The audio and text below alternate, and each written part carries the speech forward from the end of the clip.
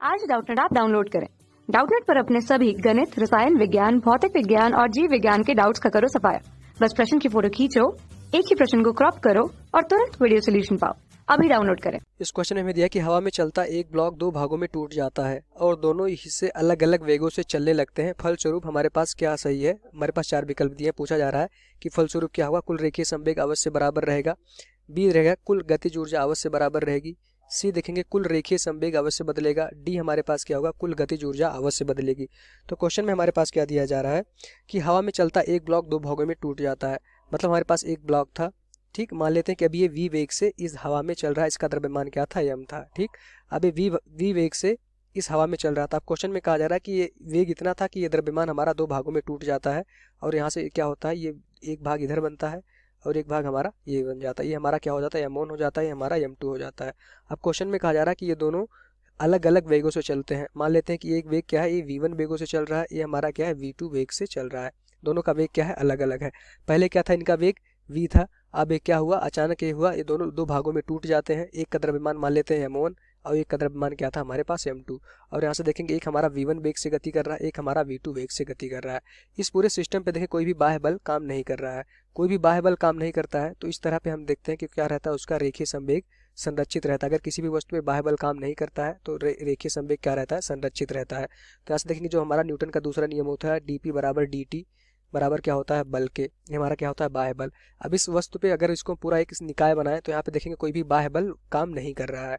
तो यहाँ से देखेंगे हमारा जो संवेग होगा dp बराबर क्या हो जाएगा, 0 हो जाएगा, क्योंकि बाह्य बल नहीं है तो बल क्या हो जाएगा, शून्य हो। तो यहाँ से देखेंगे p बराबर हमारा क्या हो जाएगा, ये dp क्या है हमारा संवेग में परिवर्तन। अगर 0 हो गया तो p बराबर क्या हो गया, हमारा नियत हो गया।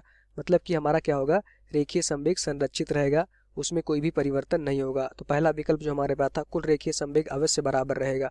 कुल रेखीय संवेग अवश्य बराबर रहेगा। कैसे इसको देख सकते हैं, रेखीय संवेग पहले क्या था, जब एक द्रव्यमान था तो क्या हो जाएगा, mv बराबर किसके हो जाएगा, m1 v1 और प्लस m2 v2। जब ये दो भागों में अलग अलग हो गए तो उनका जो रेखीय संवेग होगा पहले के रेखीय संवेग के बराबर होगा।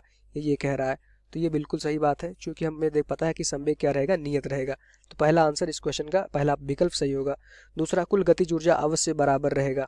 अब हमसे क्वेश्चन में कहा रहा है कि दोनों क्या है, अलग अलग वेगों से गति कर रहे हैं। तो एक वेग v1 है, एक वेग हमारा v2 है। तो गतिज ऊर्जा में देखेंगे पहले क्या था, वेग v था।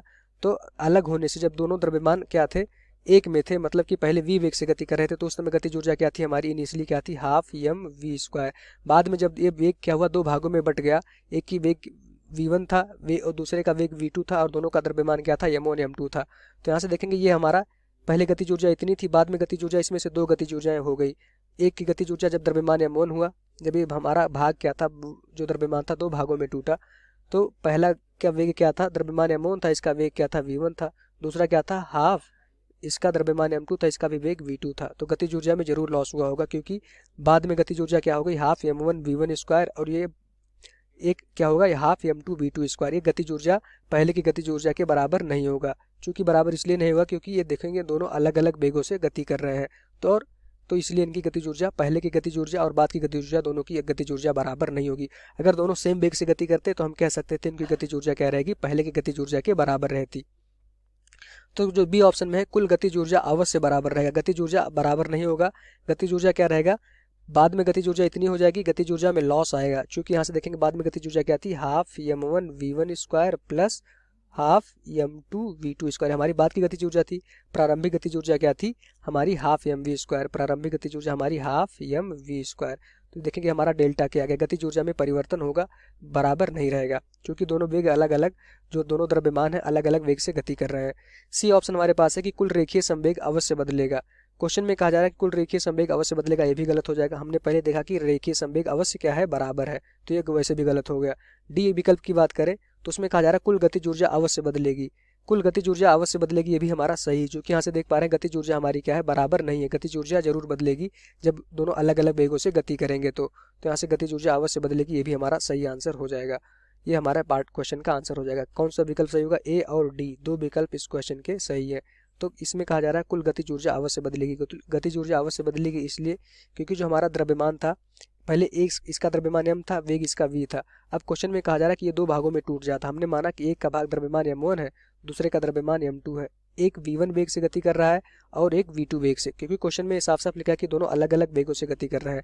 अगर अलग अलग वेग से गति कर रहे हैं तो उनकी गतिज ऊर्जा क्या रहेगी, हमारी हमेशा बदलती रहेगी, नियत नहीं रहेगी। यही हमारा आंसर हो जाएगा। Thank you. कक्षा 6 से 12वीं से लेकर नीट, IIT, JEE वो एडवांस के लेवल तक 1 करोड़ से ज्यादा छात्रों का भरोसा। आज ही डाउनलोड करें डाउटनेट ऐप या व्हाट्सएप करें अपने सारे डाउट्स 8400 400 400 पर।